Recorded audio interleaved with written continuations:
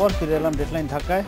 রনি ভাই, নানা দেশে বিভিন্ন ঐতিহাসিক ঘটনাগুলো নিয়ে চলচ্চিত্র হয়, নাটকও হয়, আমরা দেখেছি। আমাদের দেশেও হয়েছে, 52 ভাষা আন্দোলন নিয়ে হয়েছে, 71-এর মুক্তিযুদ্ধ নিয়ে হয়েছে, কিন্তু তারপরে অনেক গুরুত্বপূর্ণ ঘটনা ঘটে গেছে, রাজনৈতিক বলেন, আমাদের সামাজিক জীবনে বলেন, কিন্তু সেগুলো সেভাবে আমরা নাটক বা চলচ্চিত্রে সেগুলোর প্রতিফলন পাইনি। বিশেষ করে রাজনৈতিক বিষয়গুলো খুব বেশি উঠে আসে না। আসলে একটা কথা একটু একটা ইনফরমেশন অ্যাড করতে চাই, সেটা হচ্ছে টিভিতে কাজ হয়, টিভিতে অনেক সাহসী কাজও হয় এবং অনেক ধরনের কাজও হয়। চলচ্চিত্রের কথা যদি বলি, সেটা হচ্ছে যে চলচ্চিত্রের সাথে অনেক বড় একটা অংশ জড়িত হচ্ছে যে টাকাটা লগ্নি করবে। একটা প্রডিউসার চয়েস বলতে সবসময় কিন্তু ইন্ডাস্ট্রিতে একটা বিষয় থাকে, সব ইন্ডাস্ট্রিতেই। আমাদের ইন্ডাস্ট্রির যে ব্যাপারটা হয়েছে যে আমি যদি একটা চলচ্চিত্র ভাবি, ধরেন রিসেন্ট কোনো ঐতিহাসিক ঘটনা নিয়ে, এবং সেটা আমাদের জাতীয় রাজনীতিতে এবং আমাদের সমস্ত বাঙালির জীবনেই একটা ধরেন গুরুত্বপূর্ণ ঘটনা কোনো একটা নিয়ে আমি শুরু করলাম, আসলে প্রথম প্রবলেমটা হবে যে আমাকে আসলে কে এই অর্থটা দিবে এই চলচ্চিত্রটা বানানোর জন্য, মানে কোনো রকম এক্সপেরিমেন্টে যাওয়ার। এবং আরেকটা বিষয় হচ্ছে তার উদ্দেশ্যটা কি। আলটিমেটলি ওইটাই বলতে চাই যে চলচ্চিত্র কিন্তু সব অনেক ধরনের টপিক নিয়ে চলচ্চিত্র হতে পারে, এবং আমি মনে করি আমাদের পলিটিক্যাল টপিক নিয়ে চলচ্চিত্র হওয়াটা খুব জরুরি। কারণ হচ্ছে মানুষ চলচ্চিত্রটাকে সবসময় কিন্তু অন্যভাবে ওন করে, খুব কানেকটিভ। মানে আমি যে ইনফরমেশনটা দিতে চাই সেটা ভিউয়ার্সের সাথে এত বেশি কানেকশন যে একটা সিনেমা হলে সে খুব কনসেন্ট্রেশন দিয়ে আসলে ইনফরমেশনটাকে রিসিভ করছে অথবা চলচ্চিত্রটা উপভোগ করছে। এখন আমরা যদি আমাদের পলিটিক্যাল ভিউজ অথবা পজিটিভ ওয়েতে যদি আমরা জিনিসগুলোকে মানে মেক করতে থাকি এবং দর্শকের কাছে পৌঁছাতে থাকি, এটা কিন্তু খুব গুরুত্বপূর্ণ একটা কাজ হবে। কিন্তু আসলে এই চলচ্চিত্রটা লগ্নি করবে কে, এটা কিন্তু একটা বড় বিষয়। আরেকটা বিষয় হচ্ছে একটা ফেয়ার কাজ করে, এটা সবসময় করে, এটা ওই প্রডিউসারের ক্ষেত্রে হোক, ইনভেস্টরের ক্ষেত্রে হোক, ডিরেক্টরের ক্ষেত্রে হোক। ধরেন আমি এই সরকারের আমলে, আমি একটু খোলামেলাই বলি, এই সরকারের আমলে কোনো একটা ঘটনা নিয়ে আমি এই চলচ্চিত্রটা তৈরি করলাম, কোনো কারণে আমি সিনেমাটা এই সময় আমি রিলিজ দিতে পারলাম না, কখনো সরকার চেঞ্জ হয়ে গেল, তখন কিন্তু পুরো সিস্টেমটাই, পুরো চলচ্চিত্রটাই এক ধরনের যে আমাকে সেন্সর দেওয়া হবে কিনা। আমি বলতে চাচ্ছি না সেন্সর আটকায় দেওয়া হবে, দ্য থিং ইজ যে ওই টেনশনটা কিন্তু মানে ওই মেকারের ভেতরে কিন্তু সবসময় একটা গ্রো করে। আমি মাঝখানে ছোট্ট একটা পয়েন্ট যোগ করি, আগে যে একদম হয়নি সেটা আমি বলবো না, সো কল্ড ফর্মুলা ফিল্ম আছে কিছু। না আমি ফর্মুলা ফিল্ম হয়েছে, মেইন স্ট্রিমেই বলছি, সো কল্ড ফর্মুলা ফিল্ম হয়েছে। তবে গত 2-3 মাসের মধ্যে অন্তত একটা ছবি মুক্তি পেয়েছে, এটাকে আমি পলিটিক্যাল ছবি বলবো, এবং নাম হচ্ছে দেশা দ্য লিডার। এবং সেটার বক্তব্য ছিল রাজনীতি নিয়ে এবং একজন রাজনৈতিক নেতাকে ঘিরে সবকিছু। তাহলে এই ভয়, এই অর্থলগ্নির বিষয়টা কাটিয়ে উঠতে পারলেই আমরা হয়তো আসলে বিষয়টা কি আমি জাস্ট অ্যাড করি যে আমাদের ইন্ডাস্ট্রিটা, ফিল্ম ইন্ডাস্ট্রিটা কিন্তু আসলে এমন একটা অবস্থার মধ্যে সাঁকোর মধ্যে দিয়ে যাচ্ছে আর কি। খুব ভালোভাবে যদি পার হয়ে যাওয়া যায়, পরবর্তীতে আরো বড়ভাবে একটা ব্রিজ করা সম্ভব, অথবা যদি নিচে পড়ে যাওয়া হয় তাহলে তো আরো বেশি। মানে সবকিছু ইন্ডাস্ট্রি যখন হেলদি হবে তখন আপনি অনেক ধরনের এক্সপেরিমেন্ট করতে পারবেন। আমি একটু জিনিসটাকে আরো যদি ব্রডার পার্সপেক্টিভে দেখার চেষ্টা করি, সেটা হচ্ছে যে আমাদের জাতিগতভাবে একটা জায়গায় সমস্যা তৈরি হয়েছে। জহির রায়হান যখন জীবন থেকে নেয়া বানিয়েছিলেন, তিনি কিন্তু ভয় পাননি যে তিনি কি মৃত্যুবরণ করবেন, তিনি কি জেলে যাবেন, নাকি তিনি বেঁচে থাকবেন, বা চলচ্চিত্রটা আটকে যাবে কিনা। আমি সমস্যাটা বলছি এইখানে, মানে আমাদের জাতিগতভাবে একটা জায়গায় আমরা পৌঁছেছি। আমি বলছি যে এক ধরনের মানে আমরা এত বেশি আত্মকেন্দ্রিক হয়ে গেছি। দেশ, সমাজ, একটা দেশ যদি সুন্দর মতো না বাঁচে, একটা সমাজ যদি সুন্দরভাবে না এগোয়, আমি একা তো এগোয় ওই সমাজে বসে থেকে কিছু করতে পারবো না।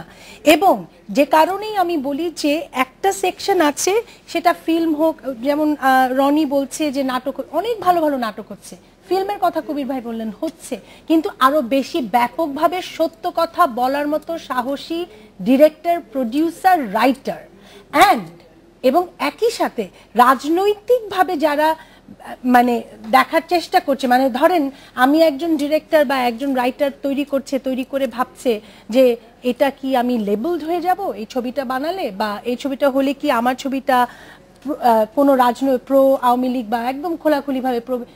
বিষয়গুলো হচ্ছে যে মেকার থাকবে, যে রাইটার থাকবে, তার দায়িত্ব হচ্ছে সমাজের কথা বলবে, সত্য কথা বলবে, ও যেটা চিন্তা করে তাই বলবে। কিন্তু আমাদের জায়গাটায় এখানেও একটা ব্যাকলগ আছে, কিন্তু সত্যি কথা তারপরেও কিন্তু আমাদের মিডিয়া টিকে আছে কেন জানেন?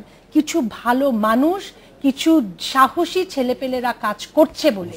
সাহসী কিছু মেকার, রাইটার এবং কাজ করছে বলেই আমরা টিকে আছি। কারণ একমাত্র বাংলাদেশের যে কোনো রাজনৈতিক সংকটে আপনারা দেখবেন সচেতন সংস্কৃতি কর্মীরাই কিন্তু পথে ঘাটে ছিল।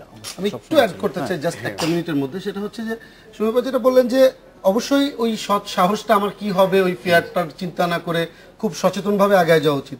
অবশ্যই এটাকে আমি খুবই আমি নিজেও চিন্তা করি এরকমই হওয়া উচিত। দ্য থিং ইজ যখন একটা চলচ্চিত্র অথবা নাটক এটার সাথে পুরো সিস্টেমটা জড়িত হয়ে যায়, যেটা প্রোডিউসার বললেন, ইনভেস্টমেন্ট, সবাই কিন্তু ডিস্ট্রিবিউশন, আর এটা আসলে কি একটা হাওয়া থাকে। যখন ওই সময়ের যে যখন চলচ্চিত্র যখন এই আন্দোলনগুলো অথবা এই আন্দোলনকে রিপ্রেজেন্টেশন ছিল, তখন কিন্তু পুরো সিস্টেমটাই কিন্তু একটা পজিটিভ ভাইবের মধ্যে ছিল, যে সবাই কিন্তু সবার সাথে কানেক্টেড এবং সবাই একসাথে জিনিসটা দিয়ে ফাইট করতে চাচ্ছে।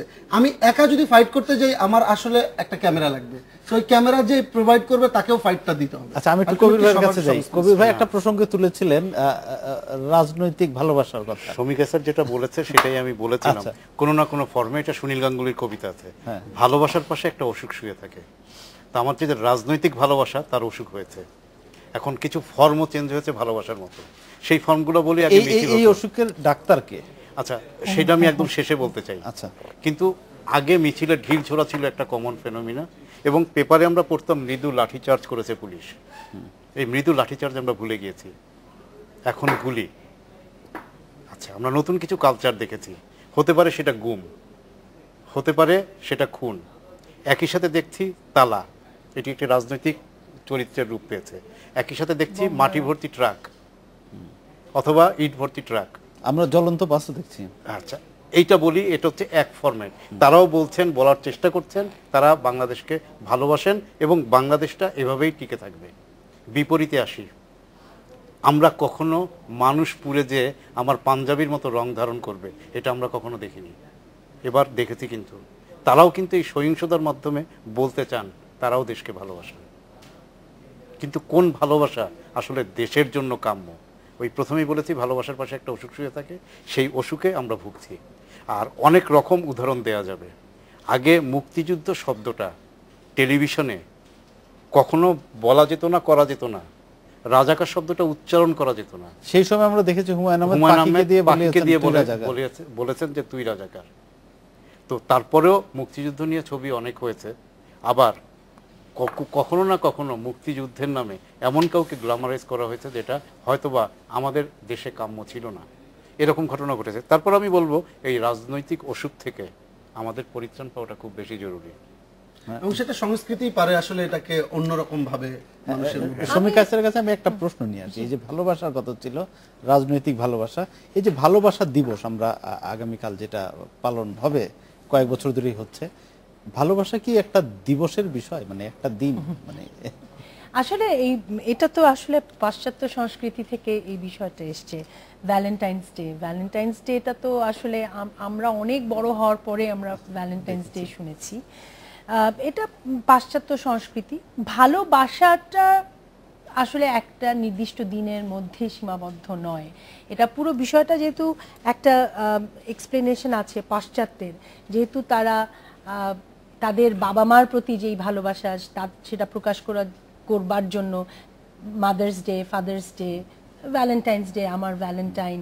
সো এই বিষয়গুলোর সাথে সংস্কৃতিগতভাবে কিন্তু আমাদের কোনো বিরোধ নেই না, মানে কোনো মিল নেই না। আমরা কিন্তু সারা বছরই ভালোবাসার বছর, যে আমাদের সংস্কৃতিতে যেটা বলে।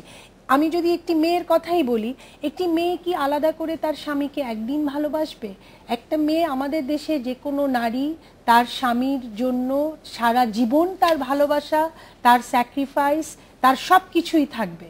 এবং বিষয়টি হচ্ছে এখানে যে নতুন প্রজন্ম, ইয়াং জেনারেশন এই ভ্যালেন্টাইন্স এবং আমরা সবাই আমরা বলি, কিন্তু বিষয়টাকে আমি আসলে খারাপ ভাবে দেখিও না, কারণ এগুলো মনে করি কিছুটা সময়ের দাবি থাকে। যখন আপনি সিভিলাইজেশন হচ্ছে, একটি জাতি সিভিলাইজড হচ্ছে, এবং আমাদের দেশেও তো নানান রকম সিভিলাইজেশন প্রসেসের ভিতর দিয়ে যাচ্ছি, তখন কিছু পাশ্চাত্য সংস্কৃতি আমার এখানে চলে আসছে। কিন্তু বিষয় হচ্ছে যে চলে আসাটা আমি মনে করছি রং না। আমি মনে করছি যে আমি আমার নিজস্ব সংস্কৃতিতে দাঁড়িয়ে, আমার নিজস্ব সংস্কৃতি আমার জীবনবোধে, আমার জীবন চর্চায় জীবন চর্চায়, দৈনন্দিন জীবন চর্চায় রেখে আমি বাইরের একটা সংস্কৃতিকে শ্রদ্ধা জানাই বা পছন্দ করি, সেটাকে অ্যাড্রেস করি, ঠিক সেটা ঠিক আছে। কিন্তু আমি একেবারেই আমার নিজের জায়গাকে ভুলে গিয়ে, আমার শেকড় ভুলে গিয়ে, যেটা আমরা সাংস্কৃতিক আগ্রাসনের কথা আমরা বলছি, সব বাদ দিয়ে আমি আরেকটা সংস্কৃতিকে এমব্রেস করে আমার জীবন চর্চায় ঢুকিয়ে ফেলবো, সেই বিষয়টি একেবারে সরাসরিভাবে আমাদেরকে খুব কেয়ারফুল হতে হবে। আমি কবির ভাইয়ের একটি কথায় আসি, রাজনৈতিক ভালোবাসার কথা। কবির ভাই বলেছেন আমাদের দেশে সত্যিকার অর্থে, আমি ভীষণভাবে বিশ্বাস করি ৭৫-এ বঙ্গবন্ধু শেখ মুজিবুর রহমানকে হত্যা করার পর থেকে বাংলাদেশে মুক্তিযুদ্ধের যে ইতিহাস বিকৃতি হতে হতে হতে হতে হতে হতে এবং আমাদের এই বাংলাদেশে যারা বাংলাদেশের স্বাধীনতায় বিশ্বাস করেনি, তাদের যে ফুলে ফেপে ওঠা বিভিন্নভাবে সামাজিক সাংস্কৃতিক এবং ব্যবসায়িক কর্মকাণ্ডে ঢুকে যাওয়া, এগুলো একটা বিশাল রকম কি বলবো যে মানে ছড়িয়ে গিয়েছে।